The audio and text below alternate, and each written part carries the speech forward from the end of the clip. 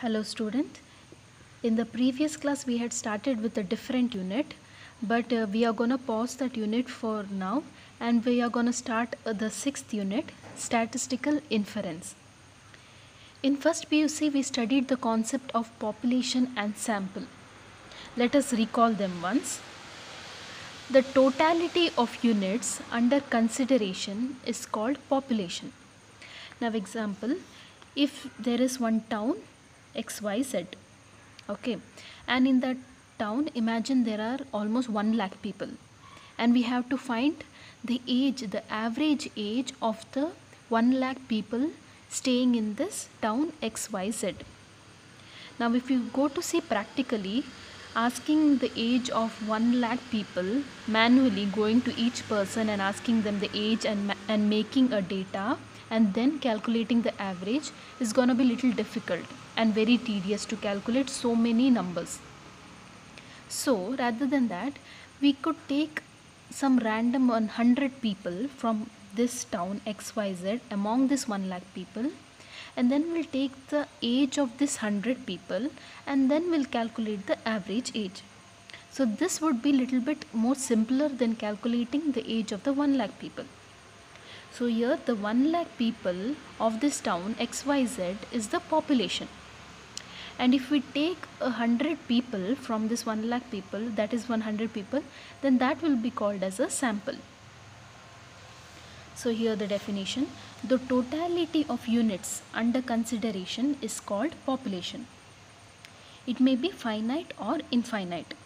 In our case, in our example, the population of the town XYZ, that is 1 lakh, is the population, the totality of units under consideration. Representative portion of the population selected for a study is called a sample.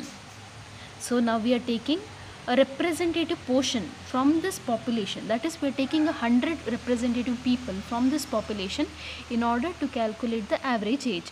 So this considering of the 100 people from this 1 lakh population is called a sample. If the sample is chosen in such a way that every unit in the population has a chance of selection, then it is called a random sample. Now among this 1 lakh people, I can choose any 100 people. I am not specifying here which 100 people. So the probability of choosing each unit, like each 100 people, is same.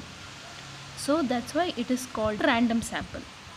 If the chance of selection of every unit in the population is equal, then it becomes a simple random sample. If there is equal chance of selection of every unit, it may be, now I am taking this 100 people, maybe there is some more 100 people I am selecting, otherwise there are rest some 100 people I am selecting. If the chances of selecting these among any one of this sample is equal, then it is called a simple random sample. A statistical constant of a population is called a parameter. A function of the sample values is called a statistic. Now we'll see an example. The average weight of all males in the United States. Now we have to calculate the average weight of all the males. If this is United States and there are if this is United States, and we have to calculate the average weight of all the males, then that is a statistical constant of a population. So this will be a parameter.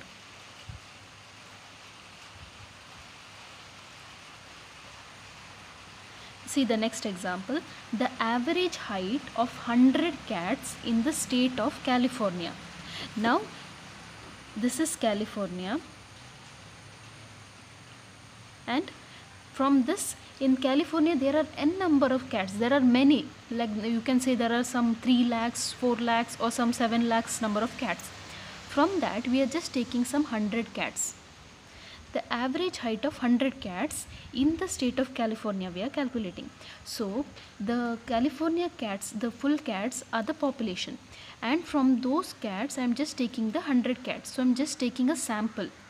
So that's why the average height of this 100 cats in the state of California will be a statistic.